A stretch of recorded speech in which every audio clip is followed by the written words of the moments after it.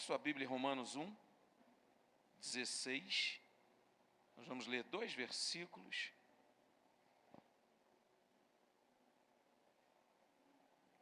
O bazar fica para o próximo final de semana. Romanos 1, 16. O tema do que nós vamos ministrar hoje fala sobre o justo viverá da fé. O justo viverá da fé.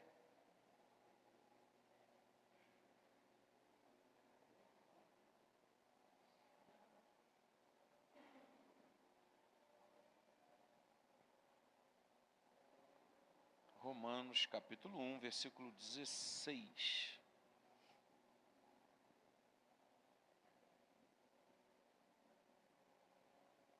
Você achou, amém? Então vamos ler a palavra do Senhor, que diz: porque não me envergonho do evangelho de Cristo, pois é o poder de Deus para a salvação de todo aquele que crê, primeiro do judeu e também do grego, porque nele se descobre a justiça de Deus de fé em fé, como está escrito, mas o justo viverá da fé. Amém? Graças a Deus. Vivemos, na verdade, num contexto atual, onde a justiça não é uma coisa tão prioritária, não é? O ser humano vai se degradando, vai se perdendo ao longo do tempo, se deixando levar pelas circunstâncias, pelas questões da vida, e a verdade é que a justiça não é mais uma coisa tão comum assim, pelo menos em grande parte ou em boa parte pode-se dizer. E aí a gente entra num contexto de compreender a justiça de Deus, que é completamente diferente em relação à justiça humana. Essa justiça que na verdade já não é tão coerente, tá? Mas que ainda existe, e ainda vai se fazer um comparativo em relação à justiça de Deus. E a justiça de Deus é outra coisa completamente diferente. Então é interessante olhar como que o texto se inicia aqui para nós, não é? Porque a questão principal aqui está no fato de não se envergonhar do Evangelho. Por quê? Porque o Evangelho vai trazer um nível, um entendimento de justiça um tanto quanto diferente da realidade do que a gente depara no dia a dia. Então o texto começa dizendo: porque não me envergonho do Evangelho. O Evangelho, na verdade, são as boas novas de Cristo. O Evangelho se resume na pregação, na propagação de quem Jesus é, do que Ele fez, do que Ele viveu, do que Ele faz, do seu amor em relação à nossa vida. E é a realidade de não se envergonhar do Evangelho, da vida de Cristo, fala dessa justiça. Por quê? Porque pregar o Evangelho é pregar Jesus, e pregar Jesus é pregar o amor de Jesus, e pregar o amor de Jesus é compreender a realidade de uma justiça completamente diferente do que a gente está habituado a viver. As boas novas da salvação através de Cristo, logo não me envergonho de pregar sobre Jesus, de falar de Jesus, de explanar quem é Jesus, mesmo numa sociedade tão perdida, mesmo diante de situações tão adversas à realidade. E pregar Jesus aqui não é simplesmente abrir a Bíblia, explanar o que está escrito na Bíblia, mas é pregar mediante uma transformação a qual, através do Espírito Santo, nós alcançamos. Isso é pregar, isso é anunciar o Evangelho. Nós hoje pela manhã saímos um grupo, não lembro quantas pessoas, mas um grupo razoável, para evangelizar a localidade. Saímos, entregamos folhetos, evangelizamos algumas pessoas, saímos daqui, rodamos alguns condomínios, fomos até uma parte do Maria Tereza ali no início, entregando folheto. Isso é panfletar. O evangelismo, ele vem associado a essa realidade de acordo com uma conduta de vida. O evangelismo, na verdade, anunciar ou pregar o evangelho, ele vem anexo à distribuição de um folheto ou aquilo que você diz baseado na realidade da sua vida, na transformação que você alcançou em Cristo Jesus.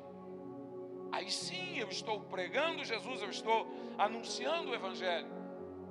E é interessante olhar como que nós, num certo sentido, somos pegos por aquilo que sentimos em determinadas situações. Vamos a um evento, ouvimos uma palavra, participamos de alguma coisa, e aquilo que normalmente a gente vai carregar conosco é o quanto nós fomos tocados naquele lugar. Já reparou isso? Dá só um pouquinho de retorno para mim, se possível. Obrigado. E aí é interessante olhar, porque o principal efeito da palavra é gerar transformação. E às vezes ser tocado, sentir algo, não gera a transformação necessária. Às vezes ser tocado vai até o âmbito da emoção. Às vezes ser tocado vai ao âmbito do cognitivo, do nosso entendimento, e até a compreensão de algo que precisa ser diferente. E eu fui tocado, mas a palavra de Deus, o Evangelho, precisa transformar você, precisa me transformar, precisa me fazer uma pessoa completamente diferente, mais apegado, mais submisso à vontade de Deus, compreendendo a realidade do que é a justiça de Deus em detrimento daquilo que eu vivo. E eu não posso me envergonhar disso, da transformação que eu preciso sofrer a cada dia, a cada instante. Porque nenhum de nós somos perfeitos. E o Senhor quer mudar você, Ele quer transformar você, Ele quer mudar a sua maneira de ver, a sua maneira de pensar, a sua maneira de agir. Ele quer transformar-nos de uma maneira plena, extraordinária, e nos fazer simples, e nos fazer compreender o tamanho do seu amor. Porque o Evangelho é a explanação da vida de Jesus, e a vida de Jesus é a revelação do seu amor. E quando eu compreendo essa verdade, então automaticamente a intenção, ou melhor, o entendimento do que é justiça vai ser mudado na minha vida. Porque a justiça de Deus é baseada no amor.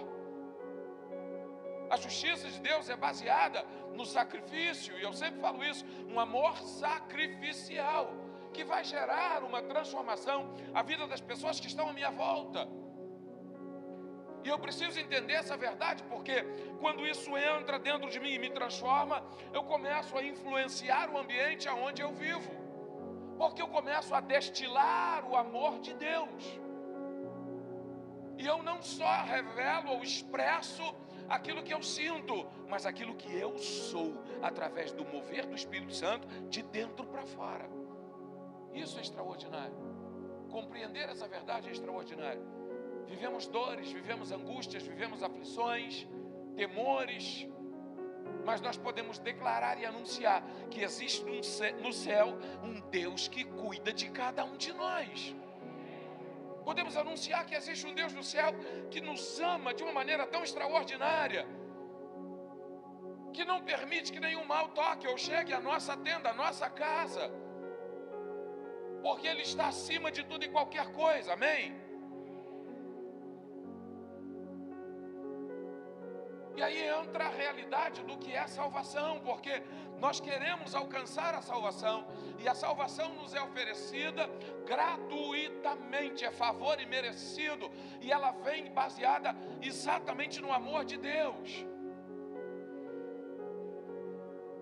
E como já fora mencionado aqui a respeito de escatologia, já fora mencionado a respeito da necessidade de compreender a volta de Jesus, de entender o que é a volta de Jesus, porque isso implica na realidade da nossa salvação.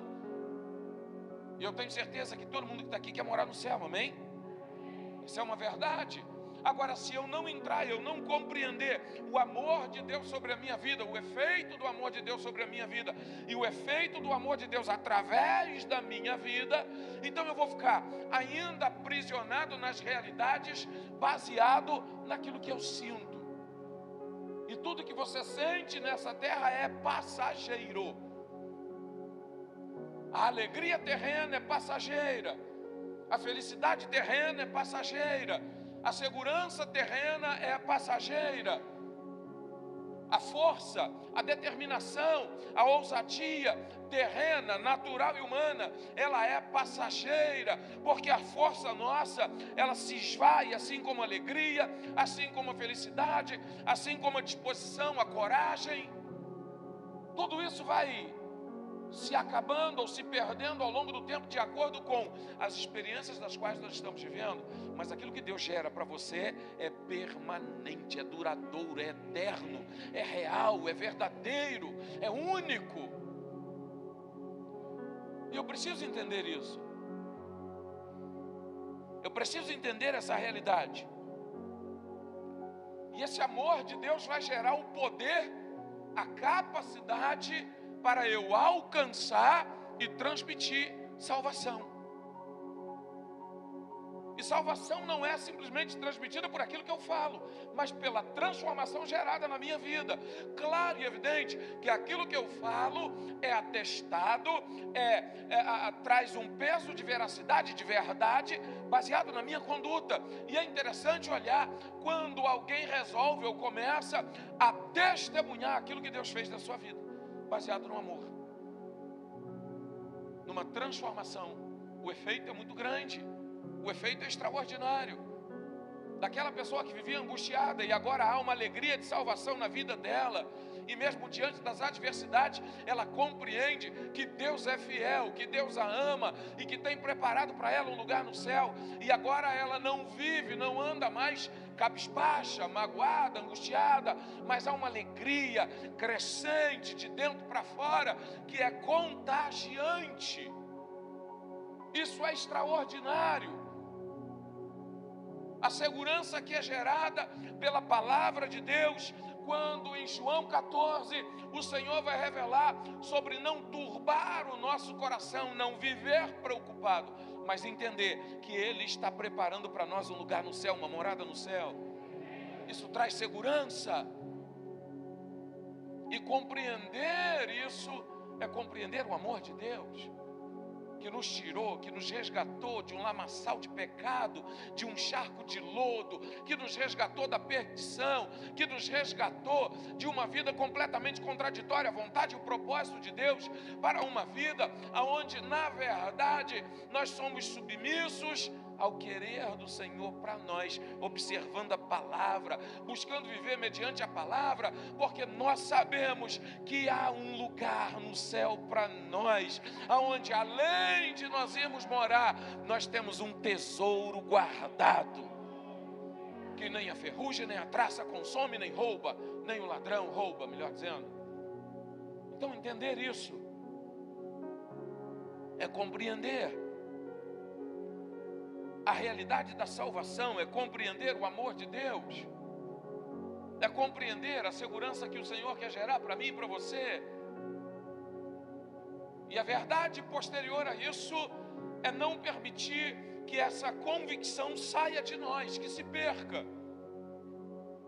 Porque como fora mencionado aqui, acho que por minha esposa, na questão do louvor, há momentos e situações em que na verdade a angústia vem, a aflição vem, a dor vem, a insegurança vem, de forma a não termos nem mesmo a coragem de pronunciar palavras, tamanho a insegurança, e não sei o que você está vivendo, mas muitas vezes o melhor é nos calarmos.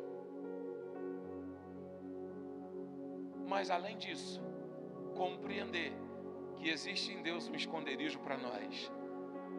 Salmo 91 vai dizer: aquele que habita no esconderijo do Altíssimo, a sombra do Onipotente descansará. E ele ainda tem a oportunidade de confessar: direi do Senhor, Ele é o meu refúgio, a minha fortaleza, um socorro presente. E socorro presente é a realidade do poder da palavra de Deus sobre a sua e a minha vida. É na hora que você precisa, o Senhor é o seu socorro. É no momento que você precisa, o Senhor é o seu socorro. Não importa a situação, Deus é o seu socorro bem presente. Aleluia. Isso é salvação.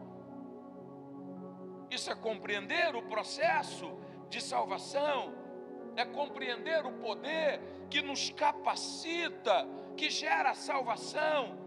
Isso para aquele que crê. E quem crê se movimenta baseado naquilo que crê. Se você crê, automaticamente você reage baseado naquilo que crê. E a própria palavra vai declarar que a fé sem obras ela é morta. Mas se eu ando, interajo baseado naquilo que eu creio, então automaticamente a minha fé é viva, amém? E tem gente que, eu não sei porque acontece de tudo, tem gente que vai buscar uma autopiedade. E aí ele começa a confessar a respeito da sua fé, e ele começa a declarar que a fé é pequena, porque na verdade ele quer chamar a atenção das pessoas para ele. Tem muita gente que é assim: a minha fé é tão pequena, a minha fé é tão falha, a minha fé é tão ínfima, tão insignificante. Meu irmão, não importa o tamanho da sua fé, o que importa é se você se move por ela.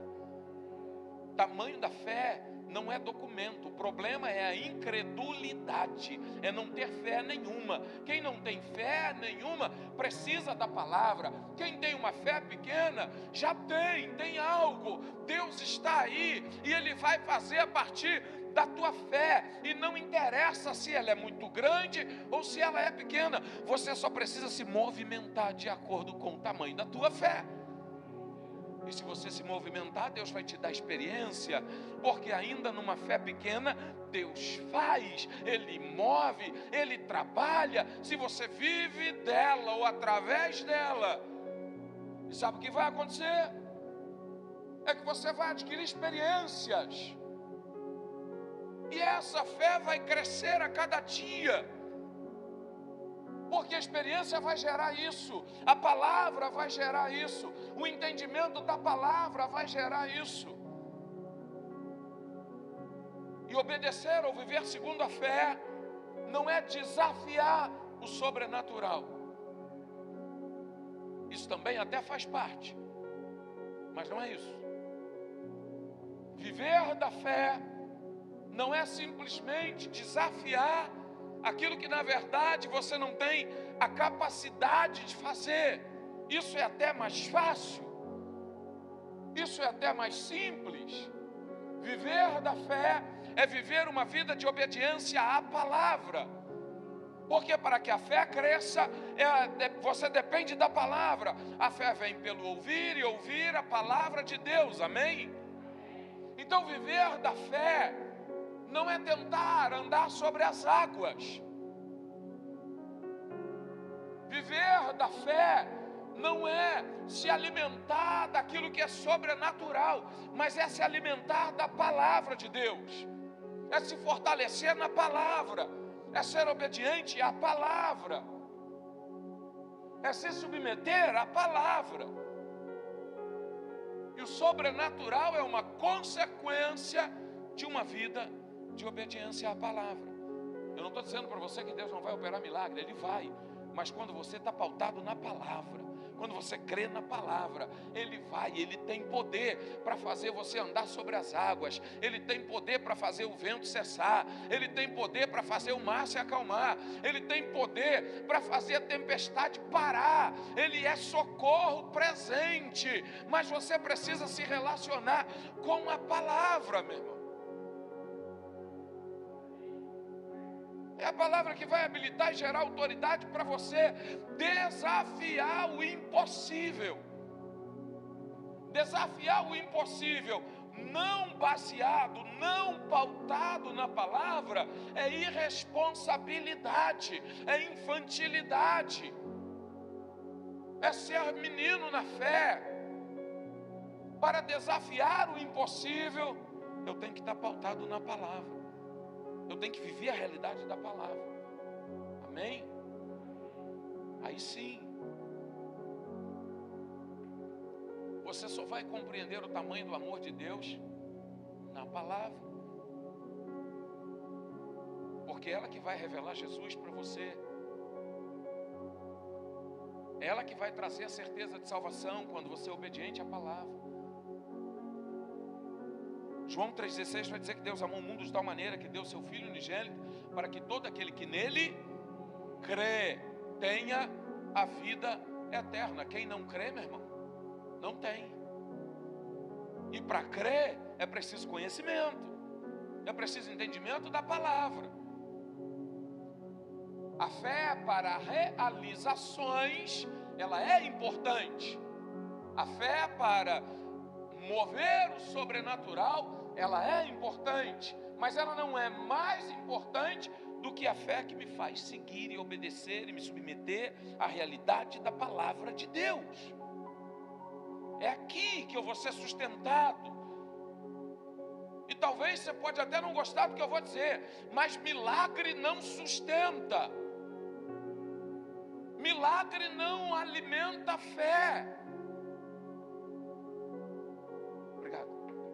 O sobrenatural, o milagre, na verdade, não vai amadurecer você. O que vai te amadurecer é a palavra de Deus. O que vai te amadurecer e fazer você consciente da vontade e o propósito de Deus é a aplicação da palavra, que pode transformar você e te dar segurança, para você compreender que quando crê, confiando, obedecendo, você pode pedir o que você quiser, crendo em o nome do Senhor Jesus, vos será feito. Mas é através da palavra. O texto que nós lemos vai falar que através do amor nós descobrimos a justiça de Deus. E esse é um outro aspecto. Todo mundo que tem necessidade tem pressa. Toda necessidade demanda pressa. Ninguém que tem necessidade de algo tem tanta paciência para esperar. E é isso que nos faz, muitas vezes, inverter o processo. Tem uma expressão que é colocar o carro na frente dos bois, muitas vezes, por causa da pressa, por causa da falta de confiança na palavra. Porque eu quero declarar uma coisa para você: se Deus prometeu algo para a sua vida, para você, para a sua família, para a sua casa, para alguém seu, isso vai se cumprir na autoridade do nome de Jesus. E você precisa crer. Quem crê, descansa. Quem crê, descansa, tem a capacidade de descansar, mesmo na hora da adversidade. Quem crê, confia no Senhor e sabe que no tempo devido Ele vai fazer. Ele vai entrar com providência. Mas há necessidade de crer, de confiar, de descansar no Senhor. E aí eu começo a compreender a justiça de Deus, baseado no seu amor. João 3,17 vai dizer: porque Deus enviou o seu Filho ao mundo, não para que condenasse o mundo, mas para que o mundo fosse salvo por ele. E esse aqui é um outro aspecto que vai trazer a ideia de relacionamento com Deus. E às vezes a nossa preocupação primária está em receber algo da parte de Deus, em receber algo que seja extraordinário, que vai sanar a nossa necessidade. Mas ninguém aqui, ninguém nessa terra tem mais necessidade de salvação do que qualquer outra coisa. Ninguém mais. E eu já falei isso algumas vezes: o que Deus vai priorizar para a sua vida é salvação. Em primeiro lugar, Ele quer salvar. Em primeiro lugar, Ele quer garantir para você um lugar no céu. Em primeiro lugar, Ele quer restabelecer o relacionamento seu com Ele. Em primeiro lugar, Ele quer te livrar do pecado. Em primeiro lugar, Ele quer te livrar da escravidão do pecado, de ser fustigado, castigado, neutralizado pelo inimigo de nossas almas. Esse é o primeiro aspecto do que Deus quer fazer na sua e na minha vida: gerar para você a segurança de filho. gerar para você, para qualquer um de nós, e para quem crê, para quem entrar por essas portas, com o objetivo e a intenção de se render ao Senhor Jesus e se submeter à vontade dEle. Ele quer gerar a segurança, a certeza, a confiança que lá no céu tem um lugar para você, que a sua vida, ela não termina aqui, ela não acaba aqui, a tua história não é você que escreve, é o Senhor que escreve para você. Esse é o primeiro aspecto. Consecutivo a isso, aí é Mateus 6,16, se não me falta a memória, ou 3,16. Agora fugiu, misturei com João 3,16. Não sei se é 6,19. Os universitários aí, os teólogos me ajudam. Entendeu? Buscar em primeiro lugar o reino de Deus e a sua. 6,33, obrigado. E as demais coisas vos serão. Mateus 6,33. Buscar em primeiro lugar o reino de Deus e a sua justiça. Justiça aqui pode ser transformado em amor. E amor vai trazer perdão. Amor vai trazer certeza de salvação. Amor vai elevar você como filho de Deus. Amor vai trazer o entendimento que em Cristo Jesus nós somos mais que vencedores.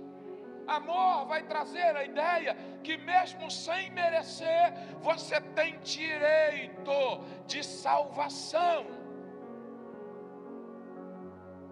O amor vai neutralizar a culpa,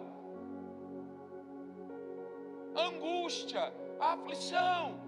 E é normal o ser humano se sentir tão culpado e merecedor de perdão. Mas o amor de Deus diz: eu quero perdoar você, eu quero atrair você para mim. Jesus falando: eu quero salvar você, eu quero reescrever a sua história, eu quero mudar a sua vida, eu quero transformar a sua vida, eu quero colocar você em um lugar de destaque, eu quero colocar você, eu não estou falando de destaque no que diz respeito à realidade natural e humana, mas lá no mundo espiritual, aonde um dia Satanás te oprimia, Deus quer colocar você em um lugar de autoridade, aonde o diabo vai olhar para você e tremer, porque o Espírito de Deus está sobre você.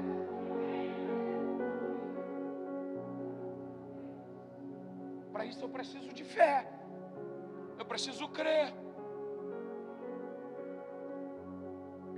porque o que Deus propõe para nós é muito maior do que a realidade terrena, natural e humana. Por isso que eu falo, irmão, milagre é só para aqui. No céu não tem milagre. No céu é normal. Corpo transformado, renovado, mente renovada, corpo e mente transformada. Seremos como Cristo. A nossa mente é igual à mente de Cristo, sem limitações. E eu preciso entender essa verdade, compreender essa verdade. Eu espero que você esteja entendendo o que eu estou falando, porque eu não estou aqui tentando neutralizar você de crer no sobrenatural. Muito pelo contrário, a palavra, a ideia, o objetivo, mediante a obediência à palavra, é viver o sobrenatural, é viver milagre, mas compreender que milagre é aqui para a terra, é para agora, é para esse momento, e o meu olhar precisa estar lá no céu, aonde a gente vai ter uma morada permanente com o Senhor. Eu também preciso de milagre. Quem aqui precisa? Amém? E se você for obediente à palavra, Deus vai fazer na sua vida. Creia nisso, Deus já está fazendo, Ele já está movendo, Ele já está transformando. Você pode até não estar vendo. Se você vê, aí não é milagre. Então às vezes a gente nem vê, fica preocupado, mas lá no sobrenatural, no mundo espiritual, já há uma movimentação extraordinária, baseada no poder de Deus, para alcançar a sua vida, para alcançar os seus.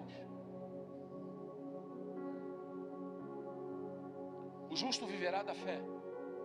O justo compreende a necessidade de fé. E é interessante observar isso, porque a justiça de Deus, na justiça de Deus, melhor dizendo, na justiça de Deus, não cabe vingança. Na justiça humana, muitas vezes, olho por olho, dente por dente. Na justiça de Deus, não cabe rancor. Na justiça de Deus cabe perdão, e perdão 70 vezes 7. Na justiça de Deus, não cabe pagar o mal com o mal, mas cabe pagar o mal com o bem.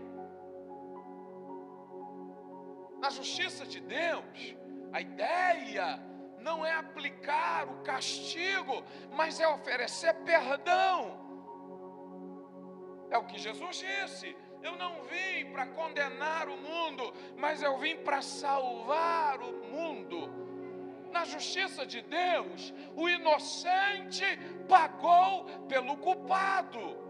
Jesus vai para a cruz para que eu e você, Jesus inocente, vai para a cruz para que eu e você, culpado, fôssemos tornado, ou nos tornasse, ou Ele nos tornou inocente, justificados em Cristo Jesus.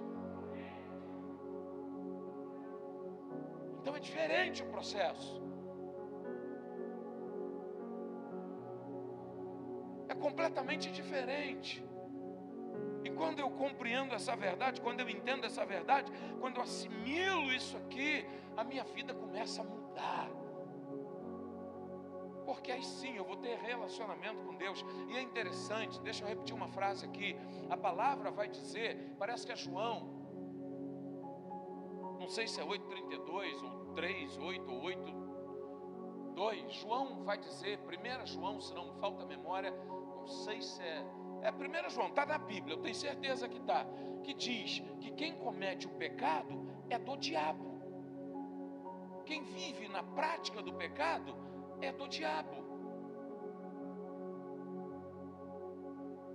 E a verdade é que o Senhor está se apresentando para você e para mim. E o Senhor não te chama de pecador, o Senhor te chama de filho. Meu Deus do céu, que extraordinário é isso. Ele te chama de filho, filha. Mas para que isso aconteça, que seja uma realidade, eu preciso crer. E crer na palavra, ter relacionamento. A palavra também vai dizer: conhecereis a verdade. Agora é que eu acho que é esse texto. E a verdade vos libertará. Conhecer a verdade aqui não é saber manusear a Bíblia. Conhecer a verdade aqui não é saber versículos de cor. Conhecer a verdade aqui não é, por exemplo, saber a localização de versículos.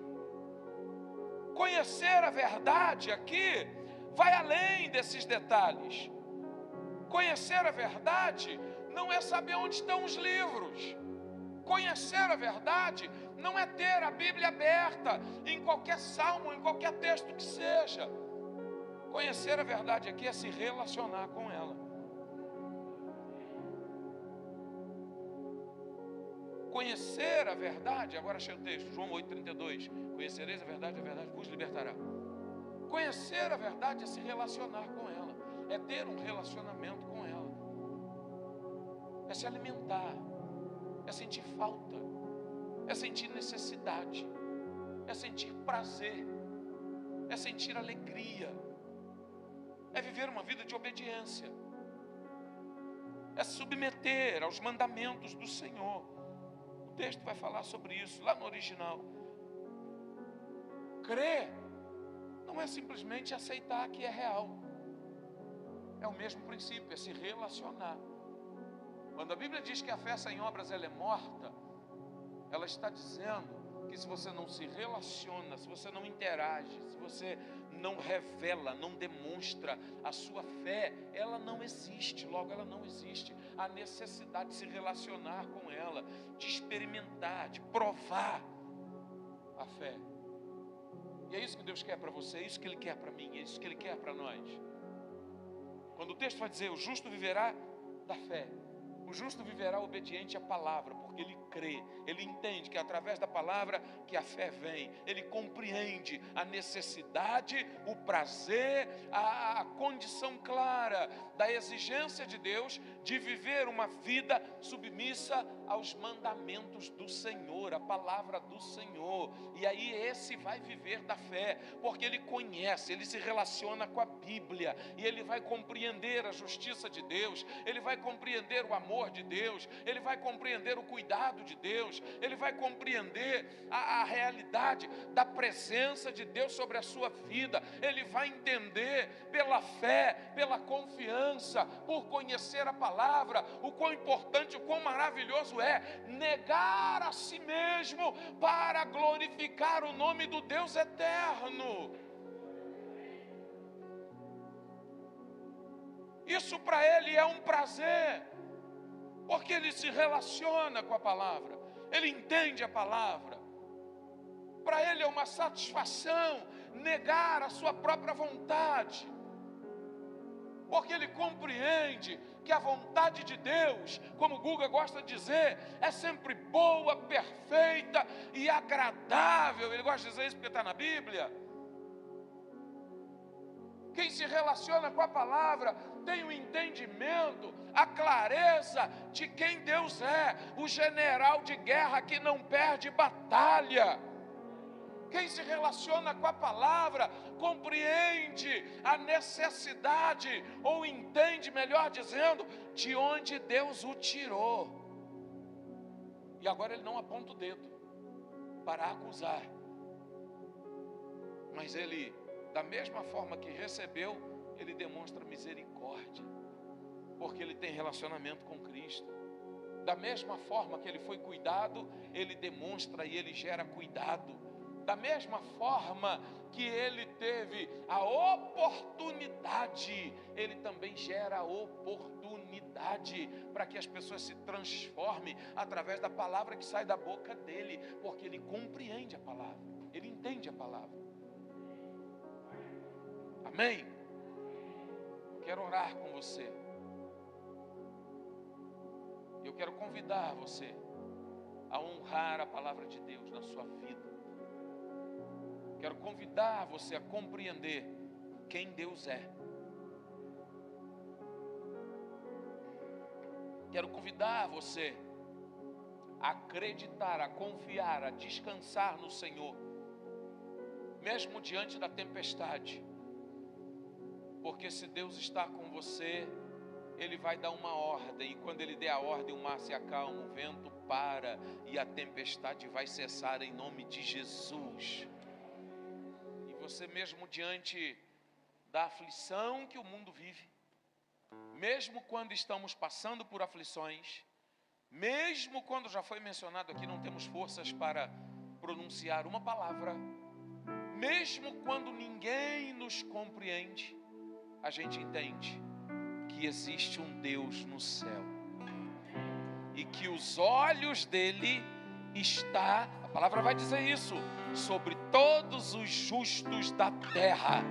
Ainda que se levante alguém para te afrontar, Deus é o teu escudo e broquel.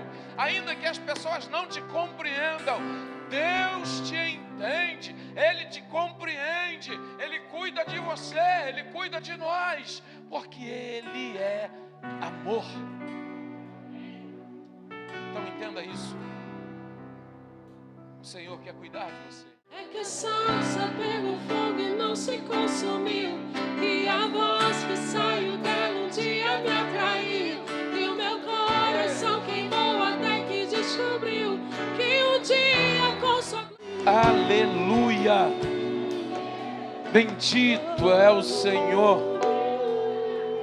grande é o Senhor, exaltado, santo, reto, puro, soberano, eterno, um Deus justo, um Deus de amor, um Deus que nos atrai a Ele.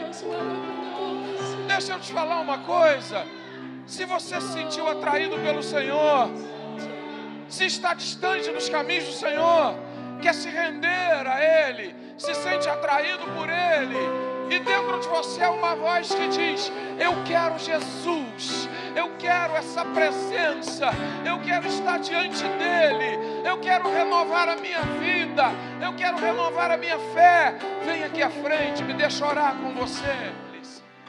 Se sentiu atraída pela presença do Senhor. A Alessa precisa de cuidado, precisa de zelo, precisa de proteção, precisa do amor de Deus, um amor perfeito, que supre todas as nossas necessidades, que supera as nossas maiores expectativas. Uma coisa legal, está calor a beça, mas alguém que já foi transformado pode sair do seu lugar e dar um abraço. Sua presença não me deixo sem a tua. Aleluia, bendito é. Você está aqui pela primeira vez, não tem pastor, eu quero ser seu pastor, tá bom? Quero cuidar de você, quero orar por você, aconselhar você, ministrar sobre a sua vida. Se você não tem pastor, sou eu. Você já achou um pastor? Estava sem igreja, esse é seu lugar, é sua casa, as portas estão abertas para você, amém, igreja? Graças a Deus, maravilha, graças a Deus. Bênção pura, louvado seja o nome do Senhor. À direita, irmão, bate palma com força. Aleluia.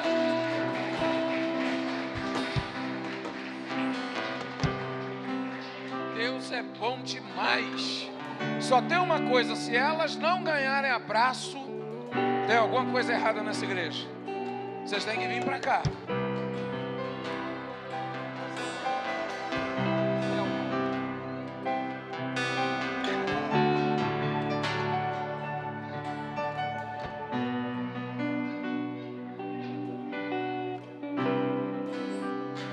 Aleluia, bendito é o Senhor.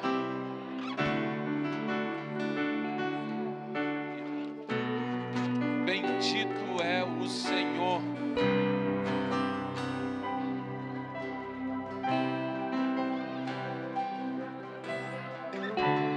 Glória a Deus. Nessa hora, nesse momento, pode bagunçar, não tem problema, amém? Graças a Deus.